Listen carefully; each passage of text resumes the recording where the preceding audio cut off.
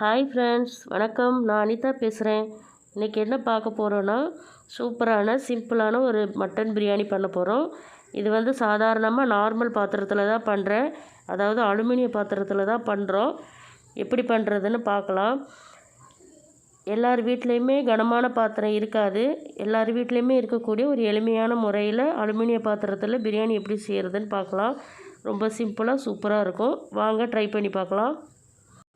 First நம்ம மட்டனை வேக வச்சு எடுத்துக்கலாம். அதுக்கு இங்கே 1 கிலோ மட்டன் எடுத்திருக்கேன். நல்லா வாஷ் பண்ணிவிட்டு 2லேருந்து 3 தடவை மட்டும் வாஷ் பண்ணுங்கள். பிரியாணிக்கு பொறுத்த வரைக்கும் சிக்கனாக இருந்தாலும் மட்டனாக இருந்தாலும் 2 டைம் இல்லைன்னா 3 டைம் மட்டும் வாஷ் பண்ணுங்கள். 1 கிலோ மட்டன் எடுத்திருக்கேன். 1 டீஸ்பூன் இஞ்சி பூண்டு பேஸ்ட் எடுத்திருக்கேன். மட்டன் வேகிறதுக்கு தேவையான அளவு உப்பு, 100 ml தண்ணி. 100 ml தண்ணி கரெக்டாக போதுமானது. 100 ml தண்ணி விட்டு நல்லா கலந்து விட்டு கரெக்டாக 5 விசில் மட்டும் போடுங்க. அதுக்கு மேலே விசில் வைக்க வேணாம். மட்டனுக்கு பொறுத்த வரைக்கும் 2 தடவை 3 தடவை கழுவுனாலே போதுமானது பிரியாணிக்கு மட்டும். இப்போ குக்கர் மூடி போட்டு கரெக்டாக 5 விசில் வரைக்கும் வச்சு எடுத்துக்கலாம். இப்போ மட்டன் அந்த பக்கம் வெந்துட்டுருக்கு. நம்ம அரிசி அளந்து ஊற வச்சுக்கலாம். இங்கே நான் 4 கப்பு அரிசி எடுத்துருக்கிறேன். பாஸ்மதி ரைஸ் எடுத்துருக்கிறேன். இதை வந்து 2லேருந்து 3 தடவை மட்டும் கழுவிட்டு அரை மணி நேரத்துலேருந்து 1 மணி நேரம் மட்டும் ஊற வைங்க. 1 மணி நேரத்துக்கு மேலே பாஸ்மதி ரைஸ் ஊற வேண்டாம்.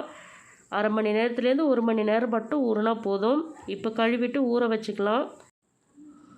இங்கே வந்து பார்த்திங்கன்னா வெங்காயம், தக்காளி எல்லாத்தையும் கட் பண்ணி வச்சுருக்கேன். வெங்காயம் வந்து 3 வெங்காயம் நான் கட் பண்ணி வச்சுருக்கேன். இது வந்து 3/4 கிலோ அரிசிக்கான ரேஷியோ தான் நான் சொல்லிகிட்ருக்கேன். இந்த அளவுக்கு வெங்காயம், 3 வெங்காயம், 3 தக்காளி எடுத்திருக்கேன். இந்த அளவுக்கு இந்த சைஸுக்கு 3 தக்காளி கட் பண்ணி வச்சுருக்கேன். 3 பச்சை மிளகாய் கட் பண்ணி வச்சுருக்கோம். அடுத்தது வந்து புதினா, மல்லி. புதினா 1 கைப்பிடி, மல்லி 1 கைப்பிடி, 2 எலும்பிச்சம்பழம். இந்த 2 எலும்பிச்சம்பழத்தில் 1/2 எலும்பிச்சம்பழம் மட்டும்தான் நான் போட போகிறேன்.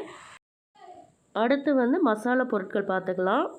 பட்டை சின்ன 2 துண்டு பட்டை, கிராம்பு ஒரு 6-7 கிராம்பு, ஸ்டார் அனீஸ் 1, ஏலக்காய் ஒரு 4, கல்பாசி சின்ன துண்டு ஒரு சின்ன பீஸ் கொஞ்சம் இருந்தால் கூட போதும். பிரியாணி இலை, கல்பாசி வந்து கட்டாயம் பிரியாணிக்கு சேர்த்துக்கோங்க. 400 ml தயிர். இப்போ வந்து பார்த்திங்கன்னா மட்டன் வெந்துருச்சு. மட்டன் தனியாக எடுத்து வச்சுட்டு தண்ணி தனியாக எடுத்து வச்சுருக்கேன். மட்டன் சூப்பராக பர்ஃபெக்டாக வெந்திருக்கு. 5 விசில் மட்டும்தான் வச்சு எடுத்துருக்கிறேன். மட்டன் இப்போ தனியாக எடுத்து வச்சுக்கலாம். தண்ணியை அளந்து தனியாக எடுத்து வச்சுக்கலாம். இப்போ இங்கே மட்டன் வேக வச்ச தண்ணி இருக்குது. இந்த தண்ணியோட நார்மல் தண்ணி சேர்த்து அளந்து ஊற்றிக்கலாம். நான் 4 கப்பு அரிசி எடுத்திருக்கேன். 6 கப்பு தண்ணி ஊற்றிக்கிறேன். 1க்கு 1.5 கணக்கில் நான் தண்ணி ஊற்றிக்கிறேன். நீங்கள் 1.25லேருந்து 1.5 வரைக்கும் தண்ணி எடுத்துக்கலாம். நான் இப்போ 6 கப்பு தண்ணி அளந்து ஊற்றிக்கிறேன்.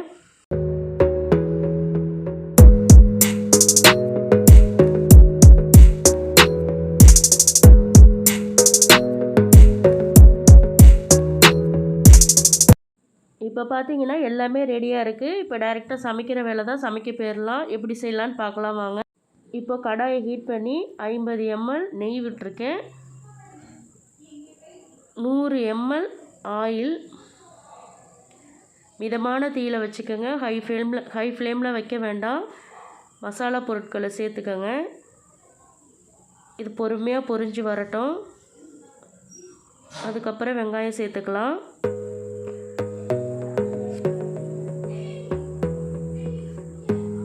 வெங்காயம் சேர்த்துட்டு மிதமான தீயில் வச்சு பொறுமையாக வதக்கி விடுங்க. கருகிடாமல் பார்த்துக்கோங்க. ஏன்னா நம்ம நார்மல் பாத்திரத்தில் செய்கிறோம். கருகிறதுக்கு நிறைய வாய்ப்பு இருக்குது. இதோட பச்சை மிளகாய் சேர்த்து மிதமான தீயில் வச்சு பொறுமையாக கலந்து விடுங்க. கலர் மாறி வரட்டும்.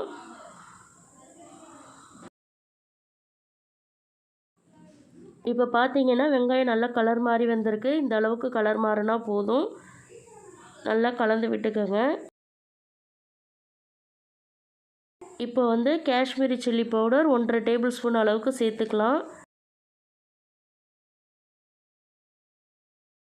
மிளகாத்தூள் சில்லி பவுட்ரு சேர்க்கும்போது நீங்கள் லோ ஃப்ளேமில் வச்சுக்கோங்க.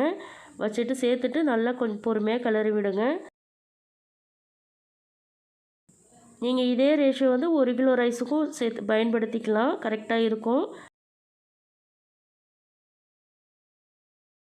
1லேருந்து 2 நிமிஷம் நல்லா கலந்து விட்டுட்டு இஞ்சி பூண்டு பேஸ்ட்டு சேர்த்துக்கோங்க. இஞ்சி பூண்டு பேஸ்ட் வந்து நான் 5 டேபிள் ஸ்பூன் எடுத்திருக்கேன். இது கரெக்டாக இருக்கும். பிரியாணியை பொறுத்த வரைக்கும் இஞ்சி பூண்டு பேஸ்ட்டு கொஞ்சம் அதிகமாக இருந்தால் தான் நல்லா இருக்கும்.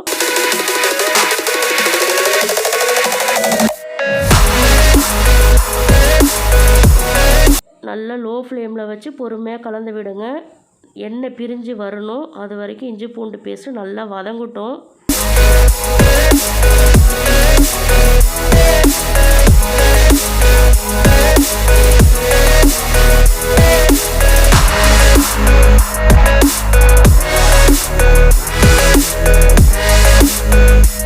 இஞ்சி பூண்டு பேஸ்ட் அரைக்கும் போது என்றைக்குமே பூண்டோட தோலை எடுக்காதீங்க. பூண்டோட தோலை எடுக்காமல் பிரியாணிக்கு இஞ்சி பூண்டு பேஸ்ட்டை அரைச்சி போடுங்க, நல்லா இருக்கும். இப்போது தயிர் சேர்த்துக்கலாம். தயிர் சேர்த்துட்டு நல்லா கட்டி இல்லாமல் நல்லா ஸ்மூத்தாக வர அளவுக்கு நல்லா கலந்து விடுங்க.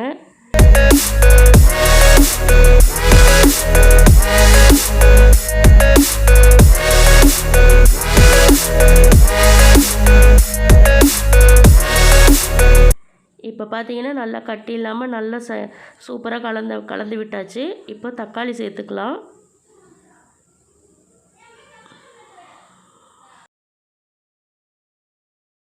அடுத்தது புதினா, மல்லி,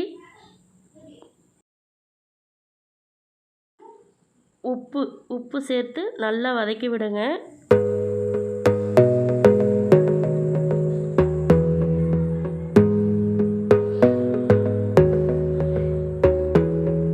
தக்காளி வந்து மசியணுன்றதுக்கு அவசியம் இல்லை. ஏன்னா நம்ம மட்டன் சேர்த்து மறுபடியும் இதை வேக வைக்க போகிறோம். அந்த டைமில் தக்காளி நல்லாவே மசிஞ்சு வந்துடும். இப்போ வந்து ஜஸ்ட்டு கிண்டுனா போதும், கிளறி விட்டால் மட்டும் போதும். நல்லா கிளறி விட்டுட்டு எலும்பிச்சம்பழம் எடுத்து வச்சுருக்கோம் இல்லைங்களா, அதை சேர்த்துக்கலாம். 1.5 எலும்பிச்சம்பழம் ஜூஸை நான் இதில் சேர்த்துக்கிறேன். சேர்த்து விட்டுட்டு நல்லா கலந்து விட்டுக்கலாம்.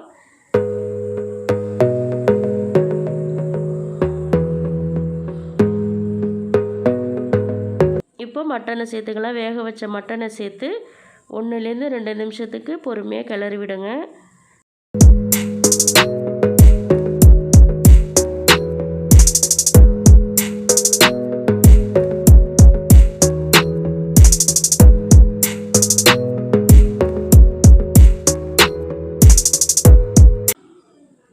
இதை நல்லா கலந்து விட்டுட்டு ஒரு மூடி போட்டு 10 நிமிஷம் ஹை ஃப்ளேமில் வேக வைங்க. தண்ணி எதுவும் ஊற்ற தேவையில்லை. 10 நிமிஷம் வெந்து வரட்டும். இப்போ 10 நிமிஷம் ஆயிடுச்சு. ஓப்பன் பண்ணி பார்க்கலாம்.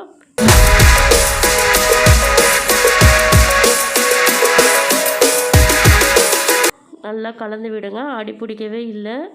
நம்ம செய்கிறதுல தான் இருக்குது. எந்த பாத்திரத்தில் இருந்தாலும் பிரியாணி நல்லா வரும். இப்போ கலந்து விட்டுட்டு இதுக்கு தேவையான அளவு தண்ணி அளந்து வச்சுருக்கோம் இல்லைங்களா, அதை சேர்த்துக்கலாம்.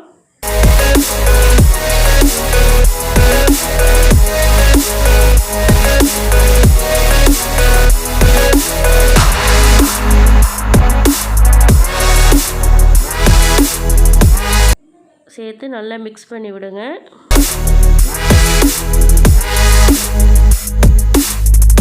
மிக்ஸ் பண்ணி விட்டுட்டு உப்பு செக் பண்ணிக்கோங்க. உப்பு தேவைன்னா உப்பு போட்டுக்கோங்க, தேவையில்லைன்னா வேண்டாம்.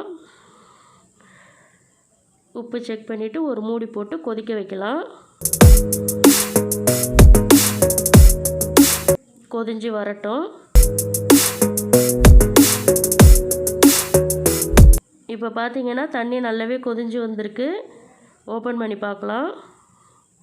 தண்ணி நல்லா கொதிக்குது. இப்போ நம்ம ஊற வச்சுருக்கிற அரிசியை தண்ணியை வடிகட்டிட்டு இதில் சேர்த்துக்கலாம்.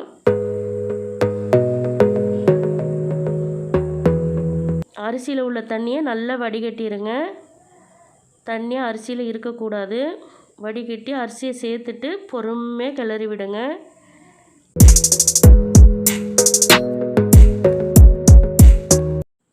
நீங்கள் ஃபைனலாக உப்பு செக் பண்ணுறதா இருந்தால் இந்த ஸ்டேஜ்லேயே செக் பண்ணிக்கோங்க. உப்பு பத்தலைன்னா இந்த ஸ்டேஜ்லேயே போட்டுக்கோங்க. இதுக்கப்புறம் போட முடியாது. போட்டு கிளறினீங்கன்னா சாப்பாடெல்லாம் உடஞ்சிரும். ஃபைனலாக உப்பு செக் பண்ணிவிட்டு மூடி போட்டு வேக விட்டுருங்க. கரெக்டாக ஒரு 5 நிமிஷம் கழித்து இதை ஓப்பன் பண்ணி பாருங்கள். இப்போ 5 நிமிஷம் ஆயிடுச்சு. மறுபடியும் பொறுமையாக கிளறுங்க.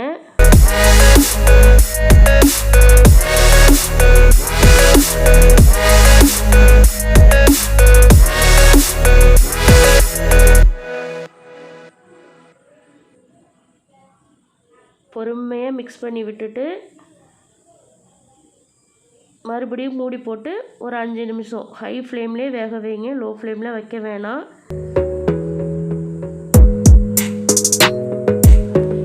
இப்போ மறுபடியும் மூடி போட்டு ஒரு 5 நிமிஷம் ஹை ஃப்ளேமில் வேக வச்சுக்கலாம். இப்போ அடுத்த 5 நிமிஷம் ஆயிடுச்சு. ஓப்பன் பண்ணி பார்க்கலாம். இப்போ இது தம் போடுற ஸ்டேஜுக்கு வந்துருச்சு. இதை லைட்டாக கலந்து விட்டுட்டு ரைஸ் உடஞ்சிராமல் பொறுமையாக மிக்ஸ் பண்ணுங்கள்.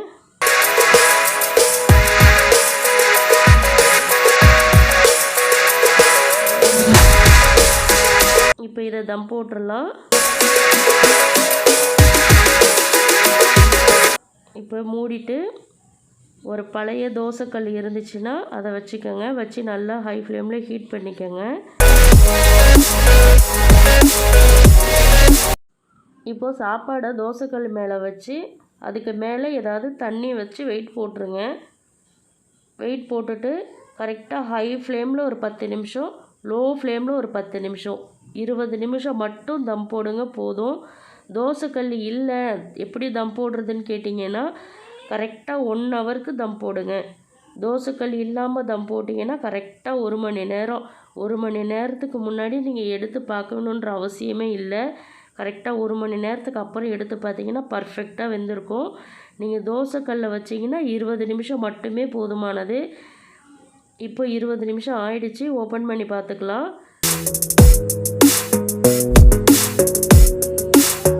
சாதம் சூப்பராக வெந்து வந்திருக்கு. அது சூடாக இருக்கும்போது பார்க்குறதுக்கு இப்படி தான் இருக்கும். ஆறுனுச்சுன்னா நல்லா உதிரி உதிரியாக வரும். மட்டன் நல்லா சூப்பராக பர்ஃபெக்டாக வெந்து வந்திருக்கு.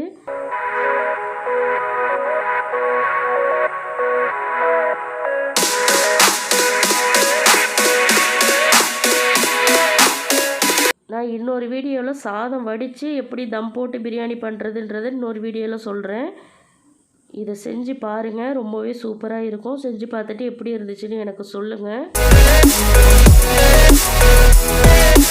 இப்போ சூப்பரான மட்டன் பிரியாணி ரெடி ஆயிடுச்சு.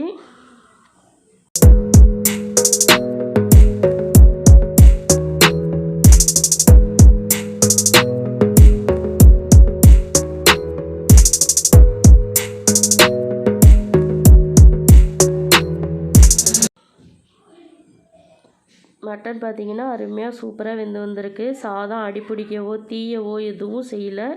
அவ்வளோ அழகாக செஞ்சுருக்குறோம். ட்ரை பண்ணி பாருங்கள். செஞ்சு பார்த்துட்டு எப்படி இருந்துச்சுன்னு எனக்கு கமெண்ட்டில் சொல்லுங்கள். நெக்ஸ்ட் வீடியோ என்ன போடலான்னு சொல்லுங்கள். தேங்க்யூ.